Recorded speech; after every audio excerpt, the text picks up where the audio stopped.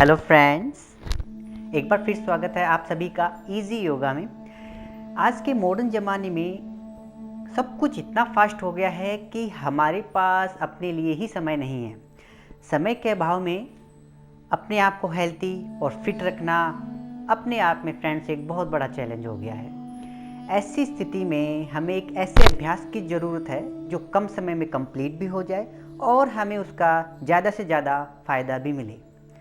हाँ जी, मैं बात कर रहा हूँ उस अद्भुत अभ्यास की, और जो मेरा एक मन पसंदीदा अभ्यास भी है, नाड़ी शोधना और अनुलोम विलोम प्राणायाम। क्या है जो इस अभ्यास को इतना अद्भुत बनाता है? क्योंकि इस अभ्यास को करने का तरीका बहुत ही सरल और ईजी है, टाइम कंज्यूमिंग बिल्कुल भी नहीं है, बहुत कम समय लगता है। और तीसरा, इस अभ्यास की कोई लिमिटेशंस नहीं, यानी कोई भी छोटे या बड़े उम्र का व्यक्ति इसको कर सकता है। यानी थोड़े समय में फ्रेंड्स आपको बहुत कुछ मिल रहा है। इस अभ्यास के ऊपर फ्रेंड्स काफ़ी सारी रिसर्च और शोध भी हो चुके हैं तथा इसके वैज्ञानिक प्रमाण भी उपलब्ध हैं जो इसके सकारात्मक लाभ और पॉजिटिव बेनिफिट्स को दर्शाते हैं। स्वीडन का एक फ्रेंड्स बहुत ही प्रसिद्ध रिट्रीट सेंटर है जिन्होंने अनुलोम विलोम प्राणायाम पर रिसर्च किया है। उनके अनुसार यदि इस अभ्यास का हम प्रतिदिन अभ्यास करते हैं, इस प्रैक्टिस का अगर हम प्रतिदिन अभ्यास करते हैं तो यह हमारे मस्तिष्क की कार्य क्षमता, इमोशनल स्टेबलाइजिंग यानी भावनात्मक संतुलन, हमारी कंसंट्रेशन पावर, मेमोरी पावर में सुधार करता है। तो अब फ्रेंड्स हम चलते हैं कि नाड़ी शुद्धि का मतलब क्या हुआ, मीनिंग का मतलब क्या है, नाड़ी शुद्धि अनुलोम विलोम सब का मतलब क्या हुआ। तो फ्रेंड्स, नाड़ी का मतलब हमारे यहाँ पर धमनियों या हमारी नसों से नहीं है। नाड़ी का मतलब है सूक्ष्म ऊर्जा प्रणाली, और शोधन का मतलब हो गया सफाई और शुद्धि, क्लीनिंग। तो नाड़ियाँ हमारे शरीर में बहुत ही छोटी यानी सूक्ष्म यानी बहुत छोटी ऊर्जा की चैनल है जो हमारे पूरे शरीर में ऊर्जा को संचारित करती है, ऊर्जा को पहुंचाती है। हम अपनी आंखों से इन नाड़ियों को नहीं देख सकते, लेकिन ये एग्जिस्ट करती हैं हमारे शरीर में, यानी हमारे शरीर में हैं ये। बहुत सी यौगिक और तांत्रिक किताबों के अनुसार हमारे शरीर में कम से कम 72,000 नाड़ियाँ होती है जो हमारे शरीर की प्रत्येक कोशिकाओं तक ऊर्जा को पहुंचाती है। चलिए अब हम करेंगे नाड़ी शुद्धि का अभ्यास। शुरू करने से पहले चैनल को सब्सक्राइब करना ना भूलें फ्रेंड्स, ताकि आपको अपनी हेल्थ से रिलेटेड स्वास्थ्य संबंधी जानकारियाँ टाइम टू टाइम समय समय पर मिलती रहे। ओके, कई लोग इस अभ्यास को विभिन्न प्रकार की मुद्राओं में करते हैं, कोई दिक्कत नहीं है, आप कर सकते हैं। मैं इस अभ्यास को नासिका मुद्रा के साथ करता हूं। इस प्रकार नासिका मुद्रा के लिए आपको अपनी जो पहले 2 फिंगर्स हैं इनको फोल्ड करना होता है इस प्रकार, ओके। और फोल्ड करने के बाद में आप इसको ऐसे लॉक कर सकते हैं अपने अंगूठे से, ठीक है, आप यहाँ देख सकते हैं। इस अभ्यास के अंदर हम अपने अंगूठे और रिंग फिंगर का ही यूज़ करेंगे, ओके। ये छोटी वाली उंगली हमारी ऐसे ही फ्री रहेगी, जिस पर आप देख सकते हैं, ओके। तो ये था नासिका मुद्रा कैसे करनी है। सेकंड रहेगा हमारा जो भौतिक शरीर है, फिजिकल बॉडी इसमें कैसी रहेगी। तो इसमें आपको किसी भी आसन में आप बैठ सकते हैं, ध्यानासन में, जैसे सुखासन, पद्मासन, सिद्धासन, किसी आसन में भी। मेक श्योर कि आपकी कमर सीधी रहे, आपकी गर्दन सीधी रहे, आंखें आपको बंद रखनी है, ठीक है। और दूसरा जो हाथ है आपका, लेफ्ट हैंड आपका चिन्ह मुद्रा में रहेगा इस प्रकार, ओके। सो इसके अंदर कमर क्यों सीधी रखनी चाहिए? ताकि आपका फेफड़ा जो है अच्छे से ब्रेथ इनहेल और एक्सहेल कर सके। अगर आप ऐसे रहेंगे स्लाउच्ड, आपकी कमर अगर ऐसी रहेगी तो आप प्रॉपरली जो है ब्रेथ इन और ब्रेथ आउट नहीं कर सकते। इसकी वजह से आपका प्रैक्टिस सही से नहीं हो पाएगा। तो आप कमर आपकी सीधी रहनी बहुत ही ज़रूरी है ताकि श्वास का आदान प्रदान अच्छे से हो पाए, ठीक है, ओके। जो लोग नीचे नहीं बैठ सकते, कई कारण हो सकते हैं, घुटनों में दर्द है या किसी और कारण के वंश, तो वो लोग चेयर पे यानी कुर्सी पे बैठ के भी इसको कर सकते हैं। मेक श्योर आपकी कमर और गर्दन सीधी है, बस, that is very important, okay friends, okay. So this is the physical practice. Now breathing कैसी होनी चाहिए। तो ये था हमारा नासिका मुद्रा जो मैंने आपको बता दी है कैसे करनी है। इसके बाद आपको अपनी राइट नोस्ट्रिल को बंद करना है अंगूठे से, ठीक है। लेफ्ट से इनहेल करना है स्लोली एंड जेंटली, धीरे से, सामान्य गति की तरह, जोर से नहीं करना है, एकदम जैसे आप सामान्य श्वास ले रहे हैं उसी प्रकार आपको श्वास लेना है लेफ्ट से। श्वास लेने के बाद लेफ्ट को बंद करना है अपनी रिंग फिंगर से, हल्के से श्वास को छोड़ना है राइट नोस्ट्रिल से।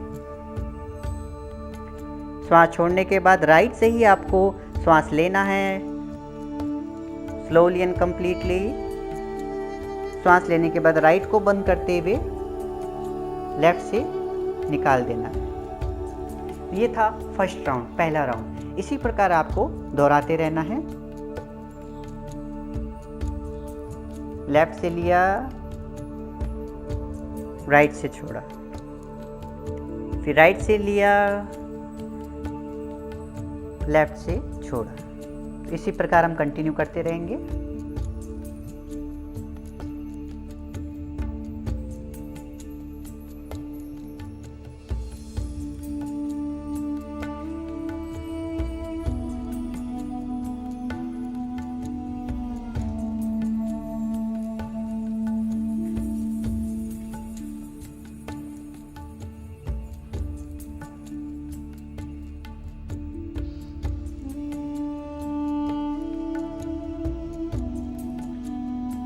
ओके, तो ये था अभ्यास।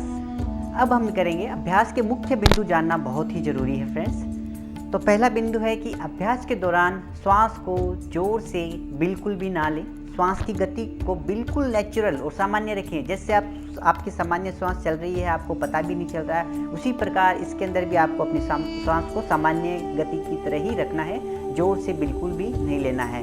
और हाँ, श्वास जब आप लेते हैं तो किसी प्रकार की आवाज़ नहीं करनी है। कई बार मैंने देखा है कि लोग श्वास लेते और छोड़ते समय किसी प्रकार की आवाज़ करते हैं, जोर से लेते हैं, छोड़ते हैं। तो आपको बिल्कुल भी ऐसा नहीं करना है। धीरे से श्वास लेनी है, धीरे से छोड़नी है। ओके। सेकंड पॉइंट है, उंगलियों को बहुत हल्के से अपने नाक पे रखना है। ओके, जोर से दबाना नहीं है ऐसे। ओके, नासिका को एकदम धीरे से हल्के से, बस कि आपका नाक अच्छे से बंद हो जाए। ठीक है। थर्ड पॉइंट है करने का समय। तो फ्रेंड्स, इस अभ्यास को करने का सबसे उत्तम समय, योग के सभी अभ्यासों को करने का उत्तम समय मॉर्निंग यानी सुबह के समय को ही माना गया है। लेकिन जो लोग बहुत ज़्यादा तनाव में रहते हैं, जिनकी नींद नहीं हो पाती प्रॉपरली, तो उन लोगों को यह अभ्यास कम से कम दिन में 3 बार करना चाहिए। एक तो सुबह के समय कर सकते हैं, दूसरा हम दोपहर को या खाना खाने से पहले कर सकते हैं, और तीसरा सोने से पहले कर सकते हैं। योग की सभी क्रियाओं में मेक श्योर कि आप कम से कम खाना खाने के बाद 3 से 3.5 घंटे का गैप जरूर दें, उसी के बाद आप प्रैक्टिस करें।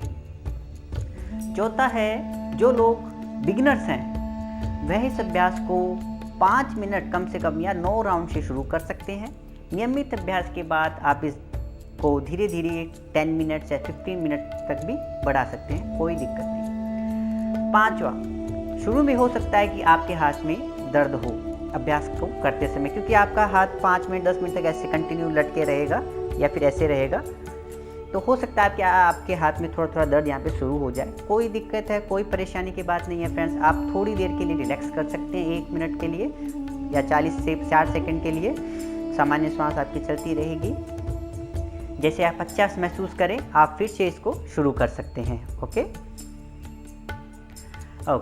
छठा, प्राणायाम के बाद कई लोग मुझसे पूछते हैं कि सर हम भोजन कब कर सकते हैं। तो भोजन, प्राणायाम करने के तुरंत बाद आपको भोजन नहीं करना है, उसके बाद कम से कम 20 से 30 मिनट का गैप जरूर दें।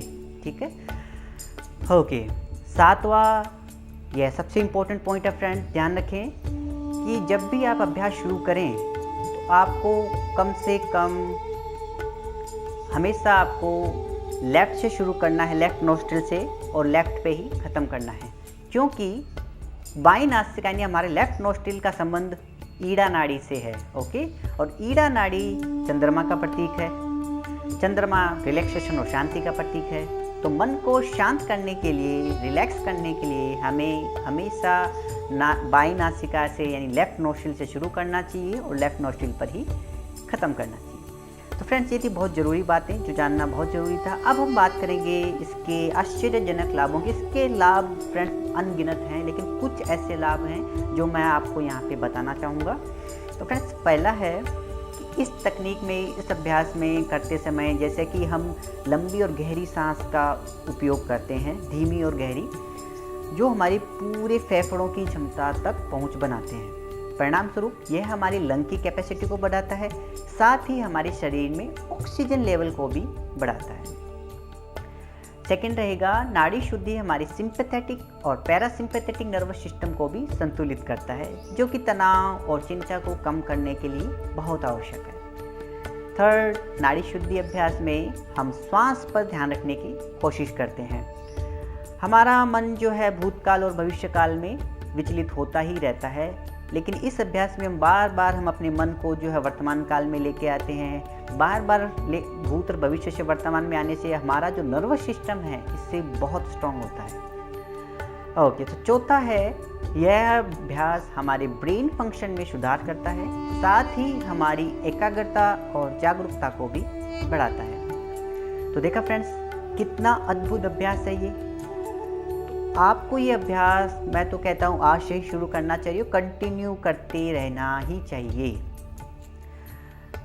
थोड़े समय में ही आप अपने अंदर पॉजिटिव बेनिफिट्स, यानी पॉजिटिव बदलावों को, परिवर्तनों को आप डेफिनेटली महसूस करेंगे। ये मेरा पर्सनल एक्सपीरियंस है फ्रेंड्स। तो आज ही शुरू कर दें। आशा करता हूँ आपको ये वीडियो बहुत पसंद आया होगा। यदि अभी भी आपके मन में कुछ प्रश्न इस अभ्यास से संबंधित है तो आप मुझसे कमेंट बॉक्स में पूछ सकते हैं, मैं ज़रूर उनका आंसर दूंगा। अपना अमूल्य समय देने के लिए बहुत बहुत धन्यवाद। Thank you so much. Hari Om.